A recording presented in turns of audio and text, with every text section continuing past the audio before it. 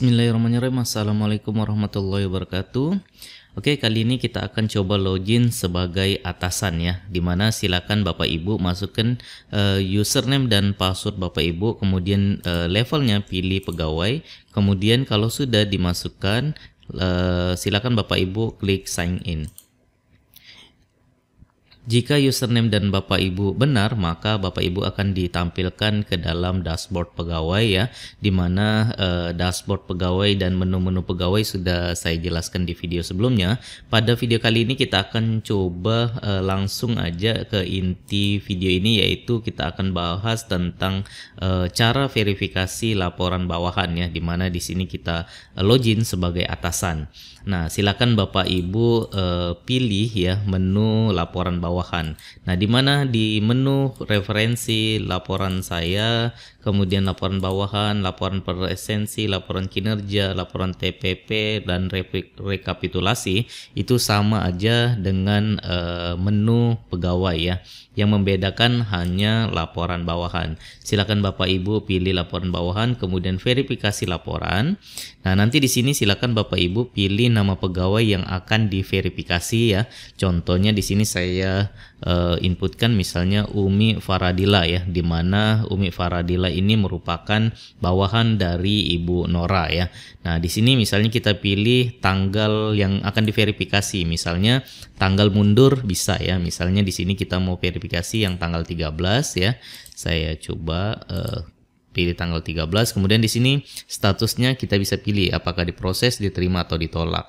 Misalnya di sini saya proses ya. Ketika saya klik, nah maka di sini kita bisa lihat kinerja atas nama Umi Faradila di tanggal 13 ya. Nah, oleh karena di sini hanya satu, maka yang tampil hanya satu. Di sini ada catatan ya, jika laporan harian pegawai ditolak, harap mengisi keterangan atau catatan agar pegawai yang bersangkutan dapat memperbaiki kesalahan laporan tersebut ya. Nah, di sini misalnya kita lihat Ibu Umi Faradila membuat laporan harian kinerja, kemudian outputnya 1, lalu satuannya berkas, waktunya mulainya dari jam 9.07 sampai dengan 11.07, lama pengerjaannya 120 menit.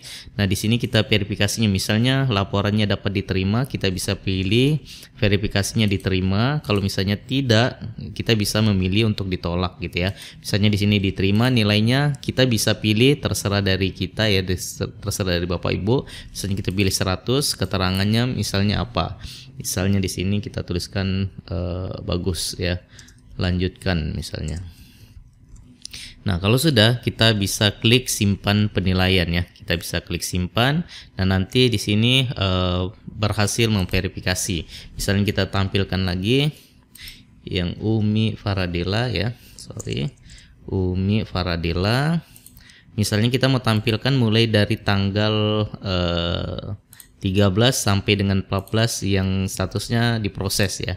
Nah, maka di sini ada 2 ya di tanggal 14, karena di tanggal 13 kita sudah verifikasi diterima, maka dia tidak masuk lagi di proses ini. Kalau kita pilihnya diterima, kita tampilkan, maka di sini sudah muncul laporannya diterima, kemudian nilainya 100, lalu catatannya bagus, lanjutkan gitu ya.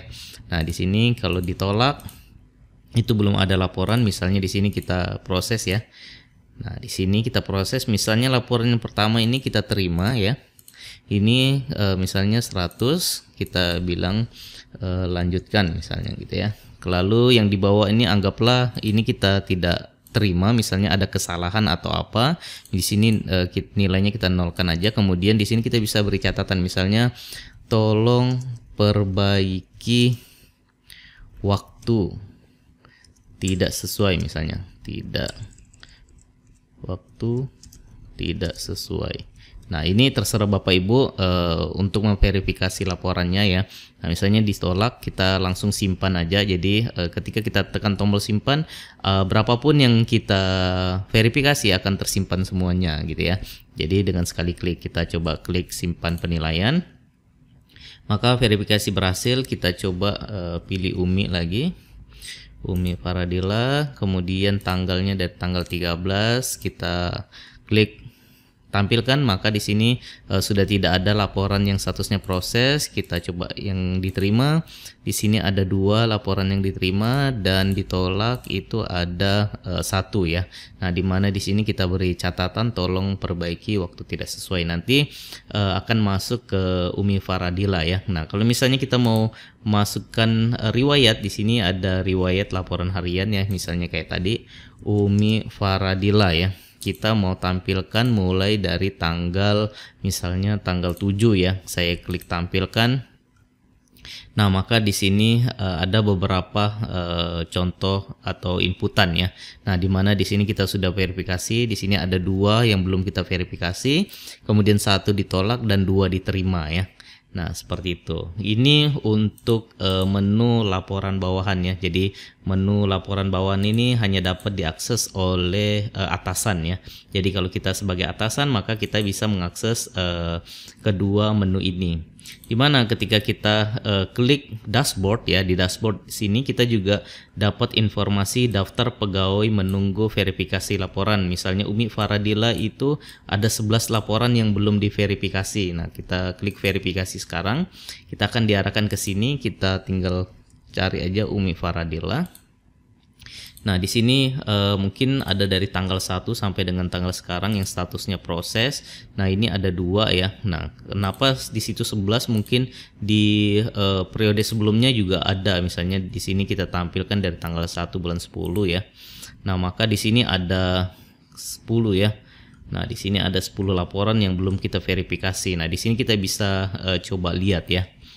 Nah, seperti itu. Nah, ini adalah untuk verifikasi laporan ya. Laporan bawahan seperti ini.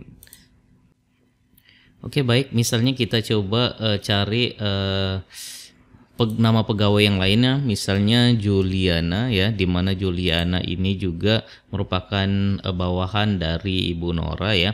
Sini misalnya kita pilih dari tanggal 1 bulan 11, kita coba tampilkan sampai dengan tanggal sekarang. Nah, ketika kita tampilkan tidak ada laporan ya. Nah, nanti di sini kita sebagai atasan bisa mengingatkan bawahan kita untuk menginput laporan kinerja harian ya. Lalu di sini juga kita bisa ekspor Excel dan cetak laporan seperti itu. Baik, jadi demikian penjelasan untuk laporan bawahan. Semoga jelas. Sampai ketemu di video berikutnya. Wassalamualaikum warahmatullahi wabarakatuh.